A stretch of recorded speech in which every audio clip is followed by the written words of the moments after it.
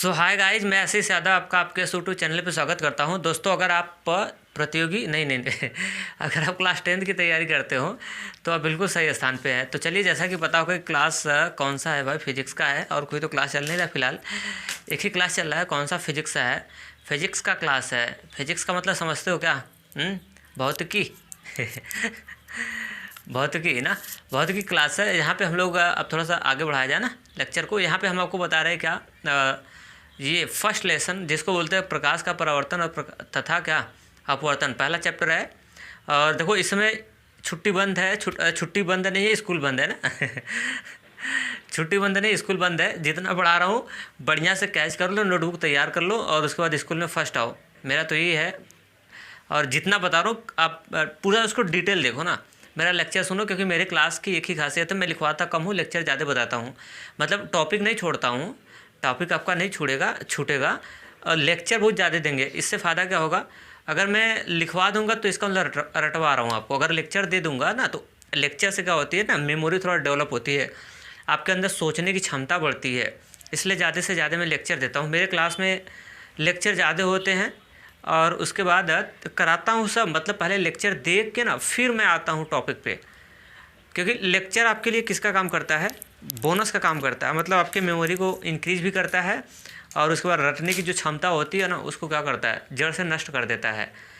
तो क्या हम लोग पढ़ रहे थे अभी? लिखना नहीं है, आज का भी क्लास आपको लिखना नहीं है। लिखने का जब नंबर आएगा तो मैं बताऊंगा। कहाँ तक छोड़े थे मैं आपको बता देता हूँ, कहाँ तक, इसके पहले हम कहाँ तक बता के रोके हुए थे मैं आपको बता दूँ। आपको मैं ये हेडिंग डलवा के इसके पहले छोड़ा था कि गोली दर्पण द्वारा प्रतिबिंब खींचने के या फिर बनने के नियम, मैं यहाँ तक बता के छोड़ा था ना क्या, या बनाने के नियम। ये 3 लेक्चर में आपको क्या किया था, दिया था। उसमें पहला डाला था कि जब प्रकाश की किरण कहाँ हो, मुख्य अक्ष के समांतर हो, पहला रूल। जब प्रकाश की किरण कहाँ से जाए, वक्रता केंद्र से होकर जाए। और एक और रूल बताया था कि जब प्रकाश की किरण कहाँ से जाए, मुख्य फोकस से होकर जाए। यहीं तक बताया था। ये 3 रूल बता के वहीं तक स्टॉप किया था। और फिर उसके बाद अगला हेडिंग डलवाया था मैं कि गोली दर्पण द्वारा अवतल दर्पण द्वारा प्रतिबिंब का बनना। ये तक ना। तो अभी तक हम लोग, आज की हेडिंग आपको डालना नहीं है, केवल लेक्चर आप आज भी सुनना है। आप लेक्चर देखिए कितना मज़ा आने वाला है। तो यहाँ तक करके अब देखिए, यहाँ तक तो हमने 3 रूल ख़त्म कर दिए थे। आज हेडिंग डाल के बैठ जाओ। अच्छा, ये हेडिंग डाल लो, अवतल दर्पण द्वारा प्रतिबिंब बनना या प्रतिबिंब का बनना। हेडिंग आज का डाल लो, अवतल दर्पण द्वारा प्रतिबिंब का क्या बनना। भाई राइटिंग थोड़ी अच्छी नहीं है, इसके लिए माफ़ करिएगा मुझे। अब क्या करूँ, बचपन से ही राइटिंग बनाते इतना बड़ा हो गया, राइटिंग बनी ही नहीं। बनेगी, कब बनेगी? बाद में बनेगी, बन जाएगी भाई, टेंशन मत लेना, पढ़ाते पढ़ाते बना दूंगा। उसमें अवतल दर्पण द्वारा प्रतिबिंब बनने का, अवतल दर्पण द्वारा प्रतिबिंब का बनना, इसमें कितने केस होते हैं? अभी बस ये हेडिंग डाल के छोड़ दो यहीं तक।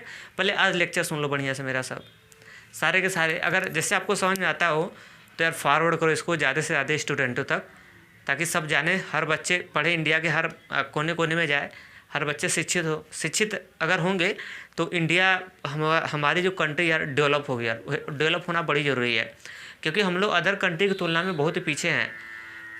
तो चलिए, अवतल दर्पण द्वारा प्रतिबिंब का बनना कैसे बनती है प्रतिबिंब, मैं आपको बताया था कि इसमें कितने केस होते हैं, 6 केस। पहला, दूसरा, तीसरा, चौथा, पाँचवा और कितना, छठा। इसमें 6 केस होते हैं। और मेरा इसके पहले का लेक्चर सुना होगा, इसमें कितने केस होते हैं, 6 केस होते हैं। कैसे 6 केस? जैसे जब एक समतल दर्पण हम लेते हैं, कौन सा दर्पण, समतल दर्पण। समतल दर्पण देखा है, शादी ब्याह होता है हैं, शादी ब्याह में, शादी वादी में देखना तो एक अलमारी में ना एक कांच लगा मिलता है आपको। अलमारी होगा या फिर कुछ भी होगा ना, उसमें देखेंगे तो एक कांच लगा होता है शीशे का। तो वो दर्पण जो होता है समतल दर्पण होता है, जो हम लोग घर पे फेस वॉश देखते हैं अपना। आप भी देखते हो ना, जाते हो किसी से मिलने, किससे मिलने समझ रहे हो, मिलने जाते हो ना, तो वो तो उसमें जो दर्पण होता है ना, वो समतल दर्पण होता है। उसमें आप आगे पीछे इस तरह से करेंगे, अपने बॉडी को चाहे जितना उसके पास लेके जाओ, चाहे उससे दूर करो ना, आप देखेंगे आपका इमेज उल्टा सीधा ऐसा नहीं बनता है। लेकिन अगर वहीं पे आप लगा दे कौन सा दर्पण, उसको हटा के मान लेते हैं जो बेड या फिर अलमारी जो मिलता है उसमें वो हटा के ना उसमें अवतल दर्पण लगा दो। कौन सा दर्पण? अवतल दर्पण। फिर अवतल दर्पण लगाने के बाद है ना अब उसमें जैसे जाएंगे ना, उसके पास जैसे ऐसे पास जाएंगे ना, तो उसके बाद वो इमेज क्या करेगा, कभी आपका पैर ऊपर दिखाएगा तो कभी पैर नीचे दिखा देगा, कभी आपको छोटा दिखा देगा तो कभी आपको लंबा दिखाएगा। समझ आ रहा है ना? आप भी भ्रम में हो जाओगे यार कि है ये हो क्या रहा है, माजरा क्या हो रहा है। तो वो इसीलिए उसमें 6 केस हो जाते हैं ना। तो वो क्या होता है, अगर समतल दर्पण में तो भाई एक ही केस होता है, उसमें चाहे जहाँ पे रहो आपका इमेज वैसा ही दिखाता है। लेकिन इसमें क्या होता है, अलग अलग दिखाता है ना, तो इसीलिए हम लोग पढ़ते हैं इसको, नहीं तो पढ़ने की ज़रूरत ही क्या है। कुछ अलग होता है तभी ना उसी चीज़ को पढ़ा जाता है, पढ़ा उसी को जाता है जो कुछ अलग हो। तो अलग में देखिए 6 केस कौन सा होता है, आज फिर लेक्चर दे रहा हूँ क्योंकि लेक्चर में ही तो सब कुछ है। चलो देखो ये बना दिया कौन सा दर्पण, क्योंकि उत्तल की बात में पढ़ेंगे, पहले अवतल का पढ़ लेते हैं। नाम ले लिया M1 और नाम ले लिया कौन सा M2 ले लिया, ठीक। और इसको हमने क्या कर दिया, कलई कर दूंगा भाई ना। अगर दर्पण में अगर आप बाहर की ओर पेंट कर देते हैं तो वो परावर्तक सतह हो जाता है, ये कलई किया हुआ भाग हो जाता है। मतलब अवतल दर्पण की पहचान होती है कि इसमें जो पेंटिंग होती है, कलई जिसको आप बोलते हैं, वो बाहर साइड होता है। अब लाइट जो रिफ्लेक्शन होता है, परावर्तन जिसको आप बोलते हैं ना, वो अंदर साइड से होता है। ये आपका दर्पण भाई बन गया कौन सा, ये तो हो गया अवतल दर्पण। कौन सा? ये हो गया अवतल दर्पण। इसमें केस कितने आते हैं? 6 केस आते हैं। अब बाकी मैं जल्दी से खींच रहा हूँ। अब इसके बारे में तो आपको भली भांति परिचित हो गया होंगे आप। बताइए ये क्या है? यहाँ पे P होता है और कहीं पे आप ले लीजिए यहाँ पे C होता है। C और P के बीच में होता है आपका क्या, F। कितना होता है? F। और इसको आप और आगे तक बढ़ा सकते हैं। आगे तक बढ़ा रहे हैं तो किसका काम कर रहा है, मुख्य अक्ष, जिसको आप बोलते हैं क्या, प्रिंसिपल एक्सिस। इतना वो 6 केस कौन सा होता है, एक बार और आपको रिचार्ज कर दूँ, थोड़ा सा रिचार्ज कर दूँ। कल का किया था ना तो शायद ख़त्म हो गया होगा, है ना। एक बार और कर देता हूँ, लीजिए। क्या रिपीट कर रहा हूँ, थोड़ा सा रिपीट कर दूँ। ये आपका C हो गया ना, तो इसके पीछे दूरी, डिस्टेंस को मैं मान लेता हूँ कितना, अनंत दूरी पे इसके पीछे ढेर सारी दूरियां हैं। अब अनंत क्या होती है, अनंत के बारे में कल मैं जिक्र किया था, अनंत के बारे में कल मैं बताया था। अब देखिए पहला केस क्या होता है कि वस्तु जब कहाँ हो, अनंत पे हो, एक केस। और दूसरा का केस वस्तु जब अनंत और C के कहाँ हो, बीच हो। वस्तु अनंत और C बोले तो क्या है, C वक्रता केंद्र है ना, वक्रता केंद्र के कहाँ हो, बीच हो। बीचों बीच नहीं बोला हूँ साहब, याद रखना, बीचों बीच नहीं बोला हूँ। जैसे आपके जैसे मान लेता हूँ ये आपका ब्रेंच है ना, अरे स्कूल में तो पढ़ते हो ना कि गली में पढ़ते हो, ये स्कूल एक ब्रेंच है, ब्रेंच है, मेरा हाथ है फिलहाल, इसको आप ब्रेंच कंसिडर कर दिए। तो जैसे एक स्टूडेंट यहाँ पे बैठा है और एक स्टूडेंट यहाँ बैठा है, जैसे एक लड़का यहाँ पे है, एक लड़का यहाँ पे है, और मैं कह दूँ एक लड़के को कि जाके इन दोनों के बीच में बैठ जाओ, इन दोनों क्या करो, इन दोनों के बीच में बैठ जाओ। तो ये एक लड़का यहाँ पे है, एक लड़का यहाँ पे है, मैंने बोला एक तीसरे लड़के को भाई जाके इन दोनों के बीच में बैठ जाओ। तो इन दोनों के बीच में बैठना है तो अब यहाँ पे भी बैठ सकता है, यहाँ पे कहीं पे बैठ सकता है, नो डाउट। लेकिन कहीं भी बैठ सकता है, एक लड़का यहाँ पे, एक लड़का यहाँ पे, इनके बीच में कहीं भी एडजस्ट हो सकता है, अपने आप को कर सकता है, बैठ सकता है। लेकिन अगर मैं एक लड़के को बोलूँ भाई जा बैठ जा, लेकिन इन दोनों के बीचों बीच बैठना, कहाँ बैठना, बीचों बीच। तो अगर मैं बीचों बीच अगर बैठने के लिए बोल दिया ना, तब एक लड़का यहाँ पे, एक लड़का यहाँ पे, तो ये जाके एकदम यही बीचों बीच बैठेगा, यहाँ नहीं बैठ सकता, यहाँ नहीं बैठ सकता, बीचों बीच ही बैठेगा जाके। क्यों? क्योंकि मैं उसको बोला हूँ ना कि बीचों बीच बैठना। चलो ऐसे नहीं समझा रहा, ऐसे मैं समझा देता हूँ। जैसे मैंने कह दिया कि एक लड़के को बोला कि 2 लड़कों को पैसा बांटना है, मैं उसको बोल दिया कि 10 रुपये में 2 लड़कों को बांटो, 10 रुपये में 2 लड़कों को बांटो। तो हो सकता है कि वो लड़का जाए, एक लड़के को 8 रुपया दे दे, एक लड़के को 2 रुपये दे दे, और हो सकता है कि एक लड़के को 9 रुपया दे दे और एक लड़के को 1 रुपया दे दे। समझ आ रहा है? ऐसा सिचुएशन हो सकता है कि ऐसे वो करे, मतलब वो उसके ऊपर डिपेंड कर रहा है कितना बांटे। लेकिन मैं अगर उसको ऐसे कहूँ भाई लो 10 रुपया है, लेकिन दोनों बच्चों को बराबर बराबर बांट देना है, क्या करना है, बराबर बराबर देना है, तब उसको भी 5 देगा और उसको भी कितना देगा, 5 देगा। समझा क्या मेरी बात, फीलिंग समझा? तो 2 चीज़ होता है, एक होता है बीचों बीच और एक होता है बीच में, एक होता है बीचों बीच और एक होता है बीच में। जैसे एक बंदा यहाँ पे है, एक लड़का यहाँ पे है, और मैं कह दूँ कि इन लड़कों के बीच में जाके बैठ जाओ, किसी लड़के को बोला तो अब इनके बीच में कहीं पे जाके बैठ सकता है, लेकिन अगर उस लड़के को बोले कि इन दोनों लड़के के बीचों बीच जाके बैठ जाओ तो बीचों बीच बैठने का मतलब वो एकदम यहीं पे मिडल पॉइंट में बैठेगा, बीच में। कहाँ बैठेगा? बीच में बैठेगा। तो क्या बात समझ आएगा? क्या मेरी बात समझ आए? तो उसी तरह जब हम नाम लेंगे कि पहला केस जब वस्तु कहाँ पे हो? अनंत पे हो। जब वस्तु कहाँ पे हो? अनंत पे हो। और दूसरा का केस मैं ले लूँगा कि जब दूसरा केस लूँगा कि जब वस्तु अनंत और वक्रता केंद्र सी के कहाँ हो? बीच में हो। कहाँ हो? बीच में हो। तो बीचों बीच नहीं बोला हूँ, बीच में बोला हूँ ओनली। बीचों बीच बोलता तब तो अनंत यहाँ पे है और वक्रता केंद्र सी यहाँ पे है, तो आप तो बीचों बीच बोलता तो यहाँ पे एडजस्ट करते, बीच में, बीचों बीच। लेकिन मैं कहूँ कि अनंत और सी के बीच में, जब वस्तु अनंत और सी के कहाँ हो? बीच में हो, तो आप कहीं पे रख सकते हैं, यहाँ पे रख सकते हैं, यहाँ पे, क्योंकि मैं बीच बोला हूँ, बीचों बीच तो बोला नहीं हूँ। तो इनमें कहीं पे भी आप रख सकते हैं, नो डाउट। तो दूसरा दो केस हो गया, पहला जब वस्तु अनंत पे हो, दूसरा का जब वस्तु सी अनंत और वक्रता केंद्र के कहाँ हो? बीच में हो, दो केस। तीसरा का केस तो अब इनके बीच में कहीं रख सकते हैं, तो अब ऐसे रख कहीं भी रख सकते हैं। तो अगला फिर आगे वस्तु को बढ़ाएंगे तो कहाँ पे पहुँचेगी? वक्रता केंद्र पे पहुँच जाएगी। तो तीसरा का केस हो जाता है कि जब वस्तु कहाँ पे हो? वक्रता केंद्र पर हो। 3 केस समझा? समझ में आ रहा है कि नहीं आ रहा है भाई ना? चलते हैं, आगे बढ़ते हैं। और चौथा का केस हो जाएगा यहाँ से कि जब वस्तु, अब देखो फिर चौथा का केस में जब, अब यहाँ तक हो गया, अब आगे बढ़ाएंगे। कहाँ बढ़ाएंगे? आगे लेके जा रहे हैं दर्पण की ओर। तो जब वस्तु वक्रता केंद्र सी और मुख्य फोकस एफ, वक्रता केंद्र सी और मुख्य फोकस एफ के कहाँ हो? बीच में हो। बीचों बीच नहीं बोला हूँ, बीच में बोला हूँ। तो बीच में का मतलब सी और एफ है, तो इनके बीच में आप कहीं पे भी रख सकते हैं। आप इनके बीच में आप क्या कर सकते हैं?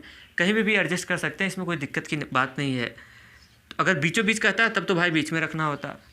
और अगला केस, पाँचवा केस, जब वस्तु मुख्य कहाँ हो? अब आगे बढ़ेगी ना, आगे बढ़ाओ ना। जब वस्तु मुख्य कहाँ हो? मुख्य फोकस ऐप पे हो, तो आप यहाँ पर रख देंगे। और एक लास्ट केस होगा कि जब वस्तु यफ, मतलब यफ क्या है? मुख्य फोकस और दर्पण के ध्रुव पी के कहाँ हो? बीच में हो। दर्पण के ध्रुव पी के कहाँ हो? बीच में हो। यफ और पी के कहाँ हो? बीच में हो। तो बताओ यफ और पी के बीच में, तो आप इनके बीच में कहीं पे भी एडजस्ट कर सकते हैं, आपके ऊपर डिपेंड करता है कहाँ रखते हैं आप, उससे कोई दिक्कत नहीं है। लेकिन हाँ, बीचों बीच कहता तो यहीं पे रखते। तो देखो जल्दी से आप कर लेते हैं। पहला केस, 6 केस होते हैं, 6 केस में कर।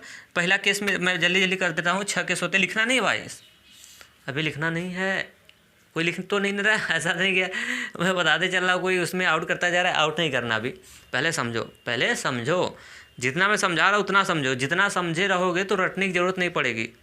नहीं तो फिर क्या करो, वैसे लेके किताब लेके ये वो करो, उसे में फिर परेशान रहो। और क्या, सुबह में फिर पढ़ो तो गायब, दिन में पढ़ा तो गायब, भोर में पढ़ा तो भी गायब, और उसके बाद धूप में पढ़ा तो शायद रहा थोड़ा बहुत तक ना मतलब यार, अगर समझोगे नहीं ना तो फिर परेशान रहोगे, याद रख लेना।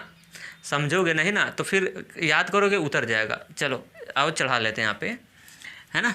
जब वस्तु कहाँ पे हो? पहला केस देखो, जब वस्तु अनंत पर हो। पहला, अगर ऑब्जेक्ट कहाँ पे होती है, वस्तु कहाँ पे हो? अनंत पे हो। हिंदी में लिख देता हूँ, अनंत पर हो, पहला केस।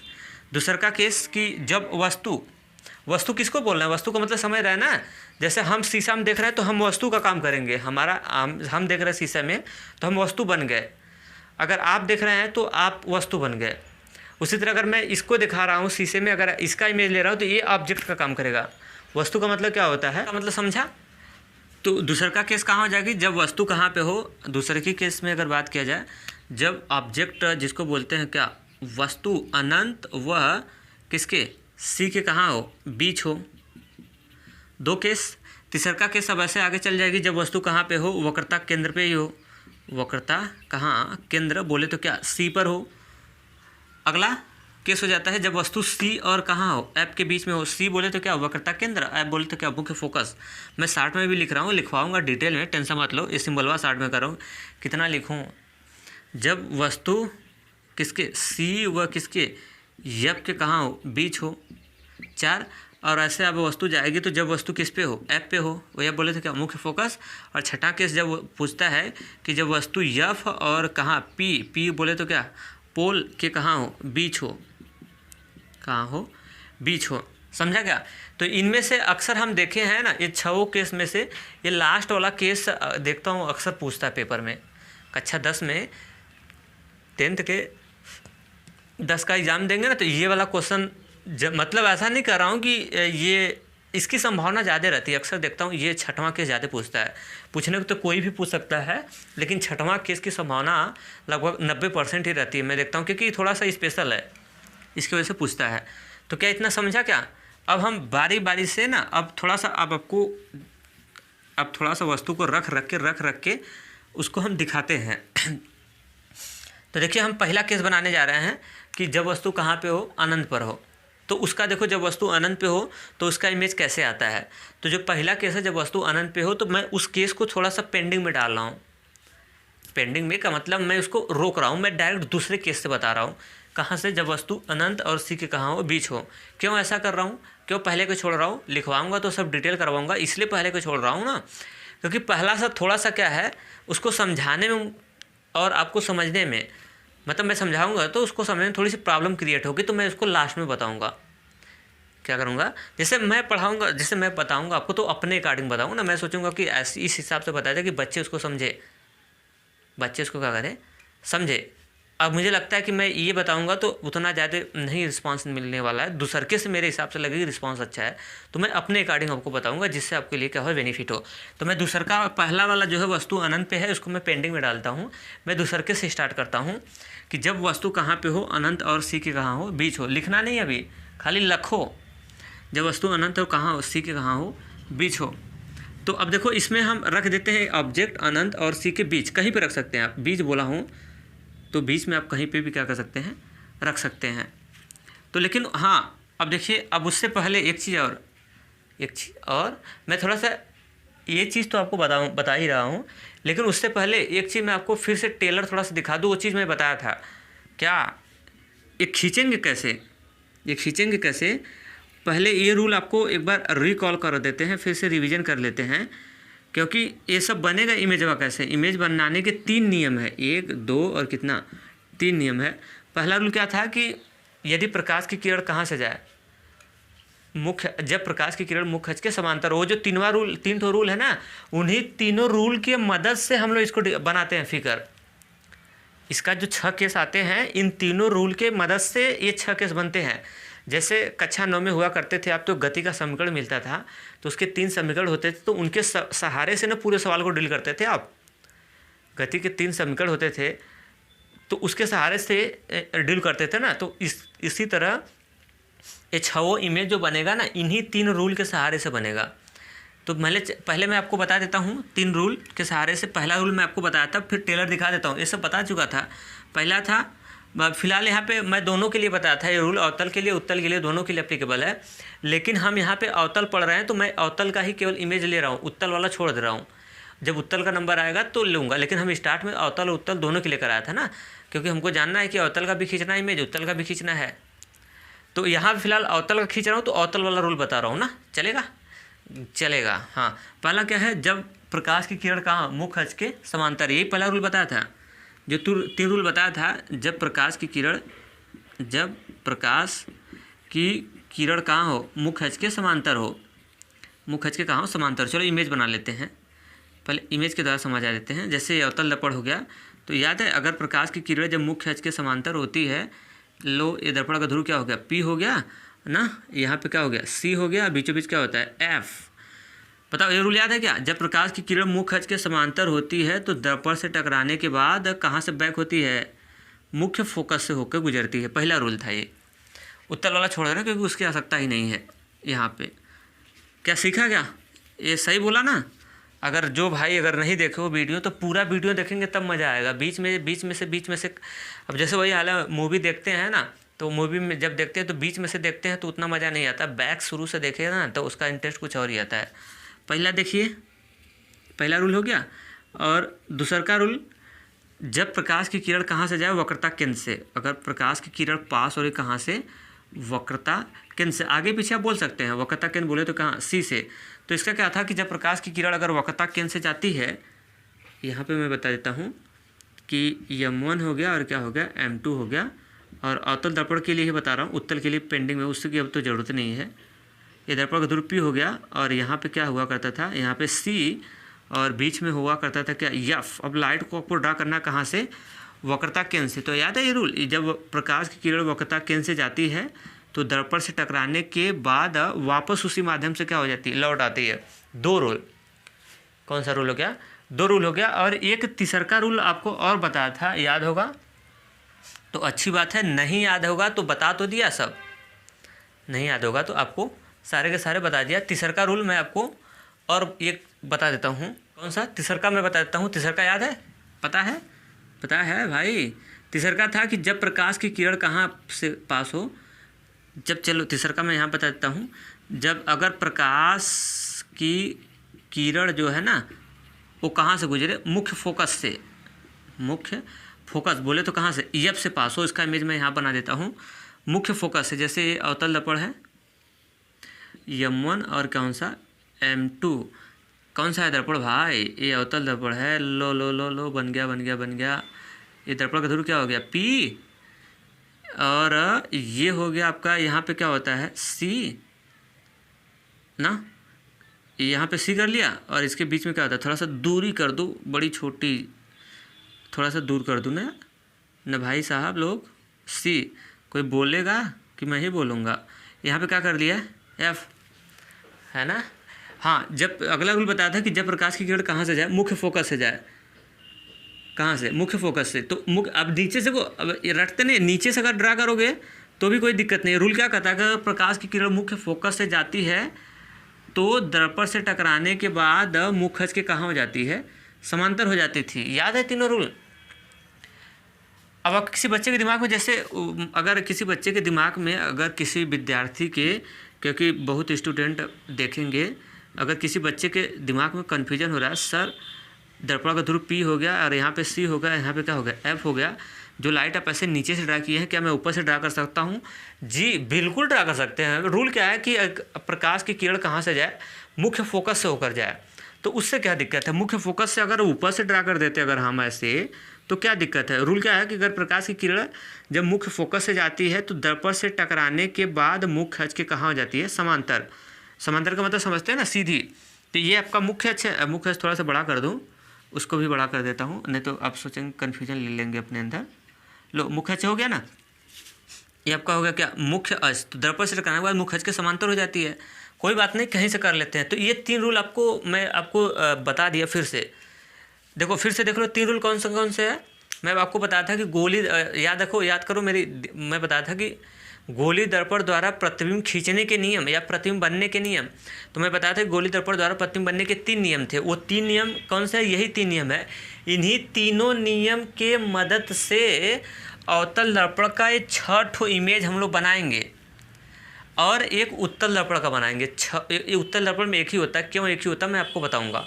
भाई उसका नंबर तो आने दो कि पहले ना। तो इसमें 6 केस इसका और 1 केस किसका, उत्तल दर्पण का। टोटल मिला के 7 केस बनते हैं। तो आखिर वो 7 आपके पेपर में अपने किताब में देखना, अब 7 इमेज बनाया होगा, 6 इसका 1 उसका, समझ आया क्या। 7 इमेज बनाया होगा। और वो 7 इमेज बनता कैसे है, इन्हीं 3 रूल की मदद से। भाई कोई रूल होगा, कोई कंडीशन होगा। जैसे मान लेते हैं आपके मैथ पढ़ते हैं, तो मैथ में कोई एक्सरसाइज हल करेंगे तो किस पे हल करेंगे, कोई फार्मूले में रहेंगे तब ना हल करेंगे। कोई रूल, कोई कंडीशन, कोई फार्मूला उनमें रहेगा तभी ना आप हल करेंगे कि वैसे हल कर देंगे। तो इमेज बनाने के ये 3 रूल हैं। इमेज बनाने कितने रूल हैं, ये 3 हैं। इन्हीं की मदद से हम 6 अवतल दर्पण का और 1 उत्तल दर्पण का इमेज क्या करेंगे, बनाएंगे। फिर से देख लो, रूल पहला क्या है कि यदि प्रकाश की किरण मुख्य अक्ष के समांतर अगर जाती है तो दर्पण से टकरा के मुख्य फोकस से पास होगी। अगर वक्रता केंद्र से जाती है तो दर्पण से टकराने के बाद वापस जिस रास्ते से गई है उसी रास्ते से चली जाती है। 2 रूल। और तीसरा रूल कहता है कि अगर प्रकाश की किरण मुख्य फोकस से होकर जाए तो दर्पण से टकरा के मुख्य अक्ष के कहाँ हो जाती है, मुख्य अक्ष के कहाँ हो जाती है साहब, समांतर हो जाती है। समझा क्या। तो ये 3 रूल हैं आपके। कितने रूल हैं, 3 रूल हैं। इन्हीं के हेल्प से हम लोग सवाल के 6 केस बनाएंगे। समझा। मैं तो अपने तरफ से पूरी तरह कोशिश कर रहा हूँ, समझ जाना भाई, है ना। मेहनत बहुत लगती है। देखो पसीना छोड़ रहा हूँ, देखो दिखा रहा हूँ दिखा कि नहीं दिखा, दिखा होगा यार, देखो कितना कितना पसीना छोड़ा हूँ, देखो है कि नहीं है यार। दिक्कत हो सकती है ना, ऐसे नहीं दिख रहा होगा, अब दिखा? दया आ रही है कि नहीं? आ रही होगी ना। चलो यार कोई बात नहीं, आप लोग पढ़ो, यही चाहूँगा। समझ गया क्या? ये सारे के सारे कंडीशन आपको समझ में आ गया होगा। तो इन्हीं की मदद से हम आपको बनाएंगे कितने केस, 6 केस सिखा देंगे, मस्त से सिखाएंगे। और जैसे ये 3, देखो सुनो फिर से मैं बता रहा हूँ, जैसे ये 3 केस है ना, तो ऐसा नहीं कि तीनों एक ही साथ लग जाते हैं। जैसे सिचुएशन 2 रूल लगते हैं हमेशा, इनमें से 2 रूल लगाएंगे। 3 है तो इनमें से 2 रूल लगाएंगे। कौन सा 2 लगेगा? कोई भी 2 इसमें से लगेगा। जब इमेज छठों इमेज बनाएंगे तो इसमें से आप देखेंगे तो 2 रूल लगेंगे। कौन सा 2 रूल लगेगा? आप जब इमेज बनाएंगे तो उस सिचुएशन के अकॉर्डिंग लगेगा, तब मैं बताऊंगा कि कौन लगा। जैसे आप मानते हैं कि कक्षा 9 में हुआ करते थे तो गति का समीकरण पढ़ा था, तो ऐसा नहीं कि एक सवाल में तीनों लग जाते थे रूल। गति के 3 समीकरण होते थे, तो ऐसा थोड़ा ना कि एक सवाल में तीनों के तीनों रूल लग जाते थे। क्या ऐसा होता था क्या? नहीं, ऐसा नहीं होता था। तीनों नहीं लगते थे, लग भी जाते थे, नहीं लगते थे, है ना। वो तो सवाल के ऊपर डिपेंड करता था। पता चला सवाल गति के पहले समीकरण पे लग गया तो दूसरा का तीसरा का लगाने की क्या जरूरत है उसमें है। तो सिचुएशन के ऊपर डिपेंड करता है, जैसा रहता है वैसे हम अपने आप को क्या करते हैं, ढाल लेते हैं। अब जैसे भाई एग्जांपल दो भाई, अब जैसे मैं मान लेता हूँ आपके पास 2 व्हीलर भी है, 4 व्हीलर भी है, और उसके बाद साइकिल भी है, और जहाज भी है आपके पास, है ना। 2 व्हीलर है, साइकिल भी है, और 4 व्हीलर भी है, जहाज भी है। ठीक, जहाज भी आपके पास है। तो अब जैसे आप डिसाइड करते हो ना, मुझे साइकिल से यहाँ पे जाना उचित होगा, या फिर जहाज से जाना उचित होगा, या फिर 4 व्हीलर से जाना उचित होगा, या 2 व्हीलर से जाना उचित होगा। अब जैसे मैं मान लेता हूँ आपको, जैसे एग्जांपल के द्वारा मैं आपको समझाऊँ, जैसे आपको धान की कटाई हो रही है, आपको गुड़ी लेके जाना है। जैसे धान की कटाई हो रही है और आपको गुड़ी लेके जाना है, तो वहाँ पे क्या जहाज या फिर 4 व्हीलर लेके जाओगे खेत में? क्या लेके जाओगे? साइकिल लेके जाओगे। पीछे गुड़ी बांध के साइकिल लेके जाओगे ना, जहाज तो लेके नहीं जाओगे ना। सेंस वही हाल है। ये 3 सिचुएशन के ऊपर डिपेंड किया। आपको लगा कि यहाँ पे साइकिल से जाना उचित है तो साइकिल लेके चला गया। ठीक, तो सेंस वही है। 3 में से 2 रूल लगते हैं। कौन से 2 रूल लगेंगे वो कंडीशन बताऊँगा, तो ये आपको पता हो जाएगा। तो मैं आपको बताते चलूँगा, देखो ऐसे 2 रूल लग रहे हैं, समझा क्या? ये लेक्चर मेरा सब सुनो भाई, लेक्चर में दम है। नहीं तो मैं चाहता ना तो खींच के बता देता, फिर वही है, कन्फ्यूजन हो जाता है, कैसे कैसे हो रहा है, कैसे हो रहा है। लेक्चर सुनो, और कन्फ्यूजन पेपर में एकदम नहीं होने दूंगा भाई, मेरी गारंटी, मेरे ऊपर भरोसा कर लो। मेरे बच्चे तो कर रहे होंगे, जो बाहर साइड के बच्चे हैं वो सोच रहे होंगे 10-20 सब्सक्राइबर लेके आ रहे हैं यहाँ पे पढ़ाने, है ना। कि 10-20 सब्सक्राइबर है, उसके बाद ये क्या पढ़ाएंगे? नहीं भाई, अभी देखो स्टार्ट किया हूँ, 8-10 दिन हुआ है लगभग स्टार्ट किए हुए। बढ़ते आपका सपोर्ट रहा तभी ना बढ़ेगा। कोई बच्चा जन्म लेता है तो ऐसा थोड़ी ना कि इतना बड़ा हाथ लेके आता है, ऐसा होता है क्या? बच्चा पैदा होता है तो ये थोड़ी ना होता है कि भाई 5 फुट का बच्चा पैदा हो गया, 4 फुट का, 6 फुट का, ऐसा होता है क्या? अरे भाई, बच्चा पहले पैदा होता है, फिर बढ़ते बड़ा होते होते तब जाके एक दिन बड़ा हो जाता है। समझा क्या? सेंस वही हाल है। अभी हम लोग स्टार्ट किए हैं तो हम लोगों का परिवार अभी छोटा है, फिर ये परिवार बढ़ता लॉन्ग टाइम के बाद खुद बड़ा सा हो जाएगा।